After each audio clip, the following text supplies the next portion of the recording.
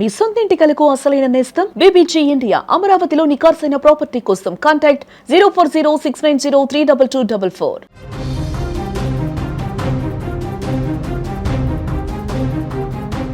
తెలంగాణలో the Raja Saab cinema టికెట్లు ధర పెరుగుతుందా లేదా అనేటువంటి ఒక కన్ఫ్యూజన్కి ఎట్టకేలకు ఒక క్లారిటీ వచ్చింది.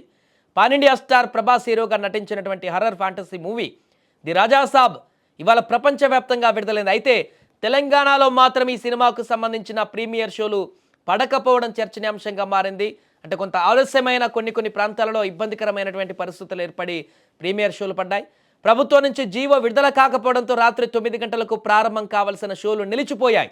దీంతో డార్లింగ్ ఫ్యాన్స్ తీవ్ర అసహనం వ్యక్తం చేశారు. అయితే ప్రత్యేక షోలకు అనుమతి ఇవ్వకపోయినా టికెట్ ధరల పెంపుకు మాత్రం తెలంగాణ ప్రభుత్వం గ్రీన్ సిగ్నల్ ఇచ్చింది. గురువారం అర్ధరాత్రి తర్వాత టికెట్ రేట్ల పెంపుకు సంబంధించిన ఉత్తర్వులు విడుదలయ్యాయి. దీంతో బుక్ మై షో, పేటీఎం, ఇతర టికెట్ యాప్స్లో కొత్త ధరలు అమల్లోకి వచ్చాయి. ప్రభుత్వ ఉత్తర్వుల ప్రకారం జనవరి 9 నుంచి 11 వరకు సింగిల్ స్క్రీన్లలో ₹105, మల్టీప్లెక్స్లలో ₹132 వరకు పెంపునకు అనుమతి ఇచ్చింది. ఈ ధరలు జనవరి 12 నుంచి 18 వరకు సింగిల్ స్క్రీన్లలో ₹62, మల్టీప్లెక్స్లలో ₹89 వరకు పెంపునకు అనుమతి ఇచ్చారు. అలాగే టికెట్ ధరల పెంపుతో వచ్చే అదనపు లాభాలలో 20% ఫిలిం ఫెడరేషన్కు చెల్లించాలని కూడా ప్రభుత్వం ఆదేశాలు జారీ చేసింది. ఇకపోతే సంక్రాంతి సీజన్లో రిలీజ్ అవుతున్నటువంటి ఈ సినిమా బాక్స్ ఆఫీస్ను షేక్ చేయనుందని అంచనాలు ఉన్నాయి. అడ్వాన్స్ బుకింగ్ భారీ స్థాయిలో జరిగాయి. ముఖ్యంగా ఆంధ్రప్రదేశ్, తెలంగాణలో థియేటర్లు హౌస్ఫుల్ బోర్డులు వేసుకున్న ఈ సినిమా రిలీజ్కు ముందు టికెట్ ధరల పెంపు అంశం చర్చనీయాంశమైంది. నిర్మాతలు 2 తెలుగు రాష్ట్రాల ప్రభుత్వాలను ఆశ్రయించారు.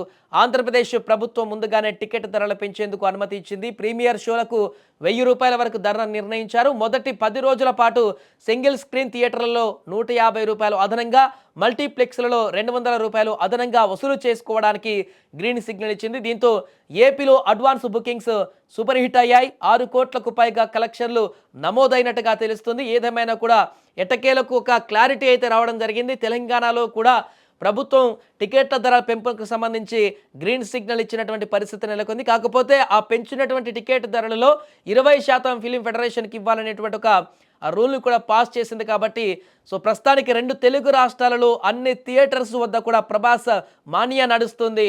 పూర్తిగా సినిమాను చూసేందుకు అభిమానులు క్యూ కడుతున్నారు. టికెట్ ఆన్లైన్లో పూర్తిగా సోల్డ్ అవుట్ కావడంతో థియేటర్ల వద్దైనా మాకు టికెట్లు దొరుకుతాయేమో అనేటువంటి ఆశతో అక్కడికి వందలాదిగా అభిమానులు థియేటర్స్ వద్దకు చేరుకొని టికెట్ల కోసం పోటీ పడుతున్నారు.